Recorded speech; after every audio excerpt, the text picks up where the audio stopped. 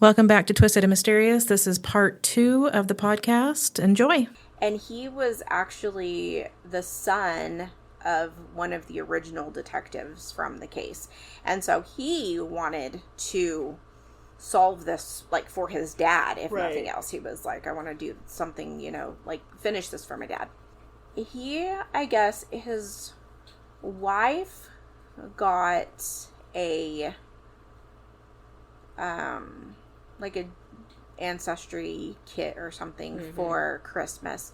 And she was like, why couldn't you do that with your Michelle Martinko DNA stuff? Yeah. And he was like, why can't we? And so he called this place Parabon Nanolabs. And, you know what? I got ahead of myself. So he contacted Parabon first to find out if they could give him more specific information about the DNA profile. Mm-hmm. And they were like, you know what, we can draw you a picture based on this and tell you what this person probably looks like. Mm-hmm. And so the lab made what they called a snapshot. And so this was a white male with blonde hair and blue eyes. They created a picture, pictures with various hairstyles and different ages, and the police department released them to the public. And they thought, you know what, this is going to be great because hopefully we get 100 people call all saying, this looks like this guy. And he said they ended up getting 200 people saying that it looked like 100 different guys. Mm-hmm. And they're like, okay, that didn't work. And so in 2018, they were like, I guess, I don't know, there were a couple of different stories about this, and from the same people giving various stories about this. One of them said that Parabon reached out to the police department and said, hey, guess what we just did? And then the other story was that the detective's wife was like, hey, I've got this ancestry DNA. Mm-hmm. Could you do the same thing? Yeah. Well, at the exact same time, Parabon had just used their ancestry DNA to find the Golden State Killer. Okay. And because they had used genetic genealogy to do that. Yeah. And so they found, or they put it into, I'm all over the place, sorry. I'm going to start that over again. So they used the same sample that they used to create the snapshot. And they searched in a national database called GED Match. Okay.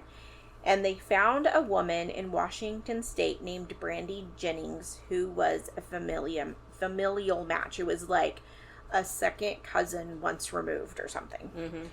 And so they got in touch with her and they were like, hey, your DNA matches a potential killer in a case, like a cold case from 30, 40 years ago. And she was like, that's crazy. I don't know anybody in that area, but okay.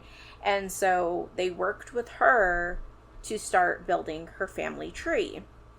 And they traced it back to her great-great-grandparents. And then they were like, okay, well, they got DNA from a couple of different branches from her family tree. And they sent those DNA samples into Parabon. Mm-hmm. And Parabon was like, okay, these don't have any familial match to your killer, so you can eliminate those branches of the family tree. And so then they found another one, and they said, okay, yes, this is this one that is a first cousin to whoever your killer is. That's how close I was. And so this woman was in Iowa somewhere, but not in Cedar Rapids. And so they found out that she was first cousins with 3 brothers who had grown up in Manchester, Iowa, which was like 20 minutes away from Cedar Rapids. Right. And like, to me, like, this whole thing is like science fiction, that they can even do these things. Like, that they can say, okay, well, you know, even just that they can say that this is like their first cousin. Like, looking at the DNA, it's just so crazy. So they put the 3 brothers under surveillance. They were all 3 still alive. And were going to attempt to collect their DNA covertly. And the 3 brothers' names were Donald, Kenneth, and Jerry Burns. Okay. So they followed, I think Kenneth was the first one, maybe. I didn't write their names down in here. But one of them, they followed to a restaurant at like a golf club, like a country club or something. And watched him eat. And then after he left, they grabbed his straw, sent his straw, like DNA, off to the lab. And they said, nope, that's not him. So they eliminated one of the brothers. Then they put the other brother under surveillance. They were like waiting outside of his house. And he pulled his trash can down to the street. And so they took his trash bag out. And they took like a cup and a discarded toothbrush. And they tested those. And they said, nope, this is not that brother. Strike 2. Right. So that left Jerry. And so they did the same thing. They followed him around. He went to a pizza restaurant. And they sat there and they watched him eat. And he also had drank out of a straw. So after he left, they took his straw. And his DNA was an exact match to the DNA profile that they had. They were like, it's like 1 in 100 billion or something that would match this. So, like, there's no way that this is somebody else. It has to be this guy. Additionally, his picture from 1979 looked very similar to Parabon's snapshot that was created. But they were like, this guy doesn't have any connection to Michelle Martinko. He had no criminal record. He was a respected businessman. He had a wife and 3 kids. Like, he just seemed to live. I don't know, I think he owned like a powder coating business or something. And his brothers were also entrepreneurs. And they just seemed like very normal people. And it was just super weird because they were like, this, I don't know how this is his DNA. So on December 19th, 2018, which was 39 years to the day after Michelle was murdered, police went to Manchester, Iowa to Jerry's business to interview him. And they had like a hidden camera and microphone and a coffee cup that they took inside with them. So you can watch like this whole encounter online. And he said that he wouldn't give them his DNA, but they had a warrant already to get it. So they took his DNA. And during the interview, they were just like, you know, why would your DNA have been in Michelle's car? And he was like, I don't know. I wasn't there. But the whole time he's like super just like chill. Yeah. Like I don't know. Like, just test the DNA. Like, he said just test the DNA like 1,000 times. And they were like, well, fun fact, we already tested your DNA. And it was you. It matched, and it's you, and, like, what? Just tell us why you did this. And he was just like, I don't know, I wasn't there. And then, so they went ahead and arrested him. And, like, just based solely on the DNA evidence. And charged him with first-degree murder. And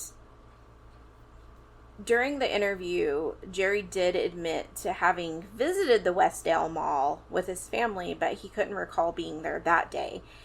And, you know, I'm like, that's fair, because I don't know what day I visited a mall, especially not 40 years later. Exactly. But another thing I thought about, and I had even written this down in my original notes, was like, I feel like if I had gone to a mall one day and that night a little girl was brutally murdered in the parking lot, I would probably remember for the rest of my life, oh my God, I was there that day that happened. Yeah.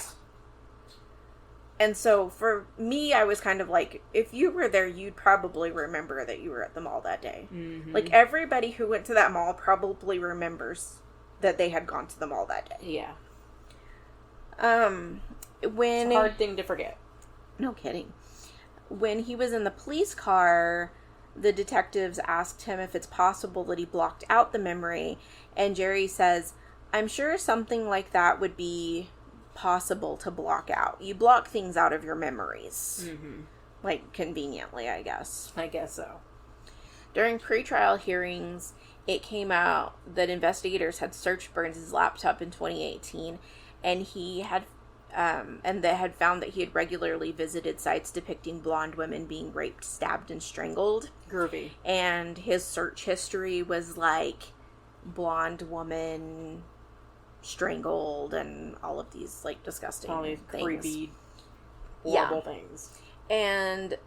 But the judge deemed that inadmissible because the searches happened 4 decades after the murder. Right. And so they were like, this, isn't relevant to the time.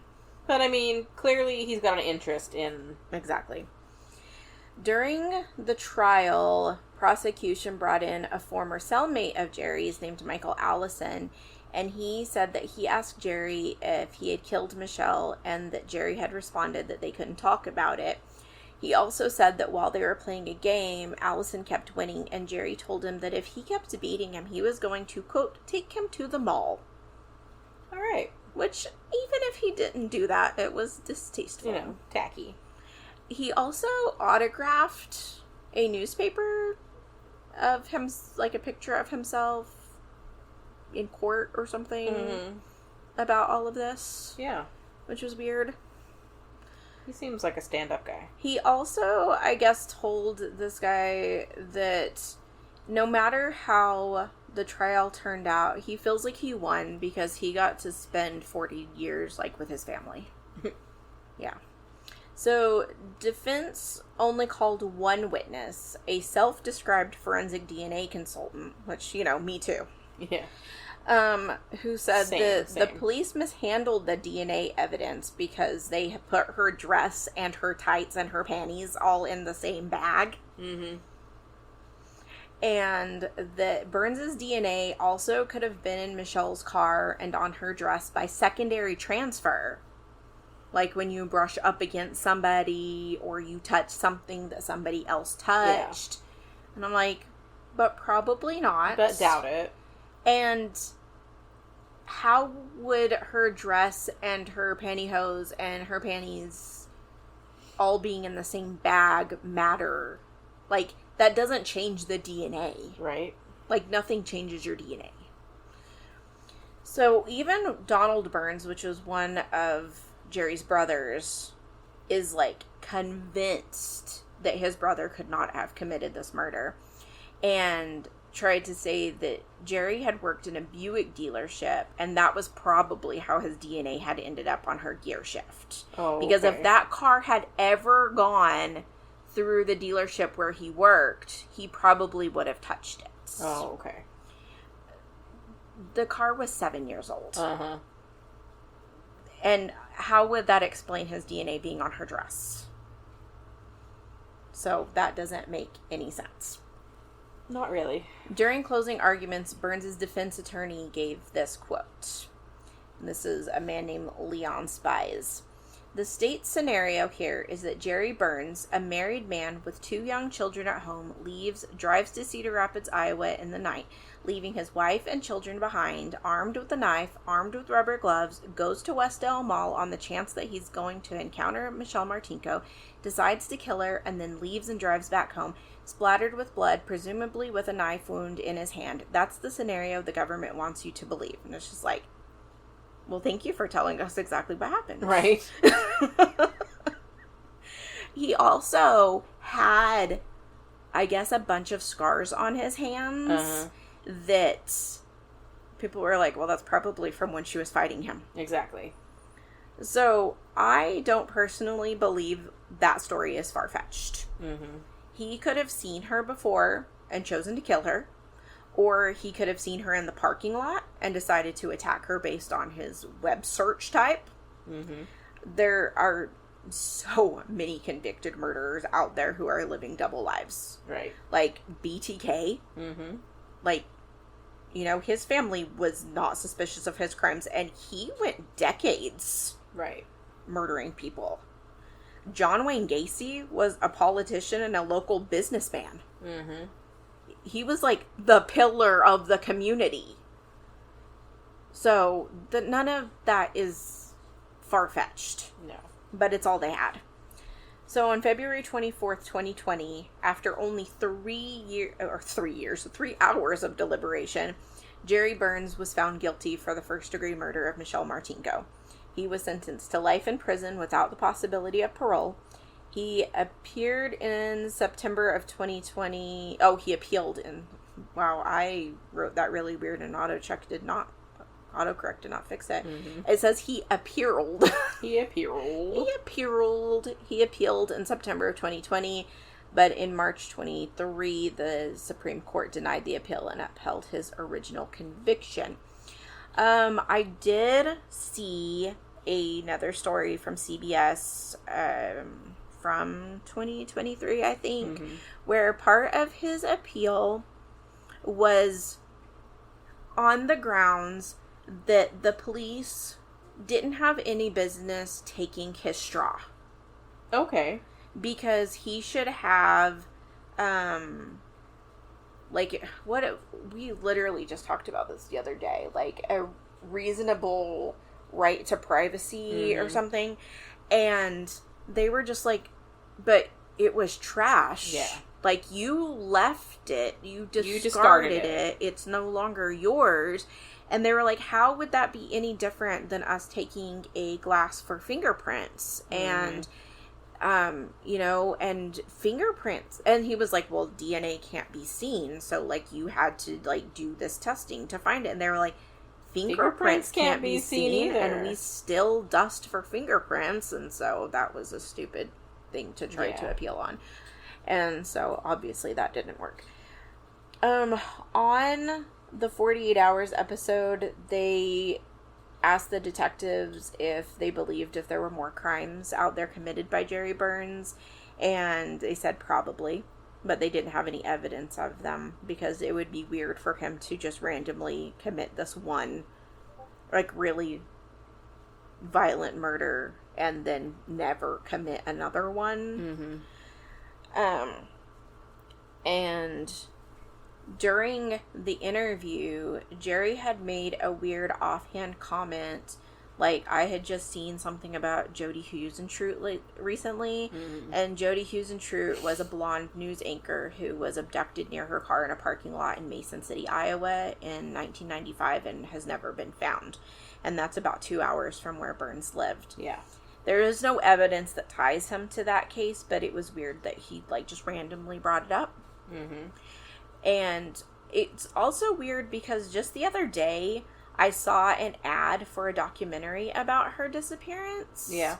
And I was, like, thinking to myself, we covered a case where somebody was suspected of her disappearance, but I couldn't remember what it was. And then I started listening to podcasts about this one again, and I was like, oh, right, it was this guy. Yeah. So, I don't know. If he is connected to any other crimes, his DNA wasn't matched to Found any at of the their scene. crimes. So, who knows? But he's in prison. His daughter and his brother are, like, adamant that he was not there and he did not do it. But I don't know why else his blood would have been on her dress. Exactly. So, anyway, that is the horrible story of Michelle Martinko's murder. Maybe we won't lose it this time. Perhaps not. I hope not. Me too. I'll try to back it up as soon as we finish. All right. Well, when you're listening to this, I might be floating down a lazy river. Yes. Or I might be sitting at the beach. Possibly. And Feran will be picking up seashells. Love a good seashell. And Bear will be digging a hole. Mm-hmm. Just kidding. I'm not letting him ever dig a hole in the beach again. Did you see the story about the little kids digging the hole in Florida?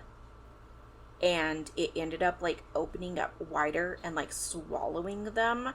And the mom's, like, screaming for help. And they finally, like, got the little kids out. But the little girl died. That's crazy. Yeah. But no, I've always heard, or I've started hearing recently, not since that happened, since before that happened, that you're not supposed to dig holes like that at the beach. That they're not good for the beach landscape anyway. Yeah, and I saw a skit the other day where they were saying not to do it because, like, people can trip in them because they don't go back flat whenever you throw them in, and so it's not the best idea anyway. Yeah, so he will not be digging a big hole, but that's what he'll be wanting to do. He can build a sandcastle, and he can pick up seashells, and... Yes. And he can jump over waves. Yes. Anyway, so that is all. Is that all for you? I think so. It was a short, sweet, concise little episode this week. Yep. And now I have to pack. And I hate packing. When I have to pack, I literally would rather do anything else than pack. Mm-hmm. I often pack either right before I go to bed or like first thing in the morning because I hate packing so much that I leave it until the literal last minute. Yeah, packing is is something that immediately activates my executive dysfunction. Mm-hmm. I will get the suitcase and I will open it and I will sit in front of it and then I will stare at it for like 3 hours. Yeah. Like literally just sitting there doing absolutely nothing. I think the dryer stopped. Nice, so we can pack. So anyway, I'm going to attempt to pack. Yes. And then get up in the morning and do some driving. So much driving. And we will tell you about our vacation when we come back. Yeah.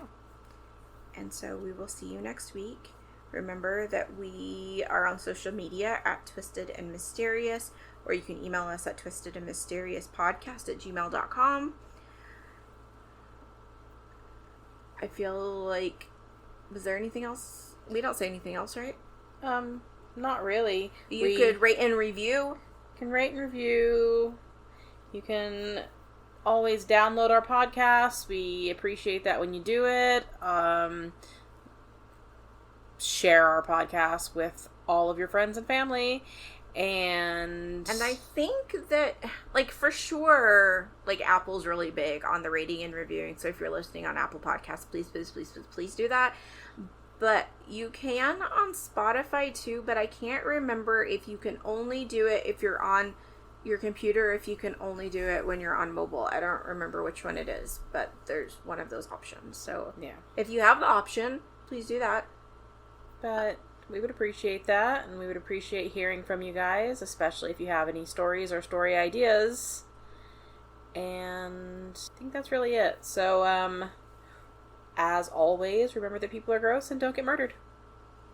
And let somebody walk you out to the car if you're far, far away from the building. I think that just kind of goes under don't get murdered. Yeah. I mean, it was not her fault at all. No. No one should murder you for walking to your car. No, you should be allowed to walk to your car on your own. Yes. But you shouldn't have to have company walking to your car. You shouldn't have to, but if you feel unsafe, ask somebody to walk you to your car, or ask a security guard to walk you to your car. Yes. Okay, that is all. See you next week. Okay. Bye. Bye.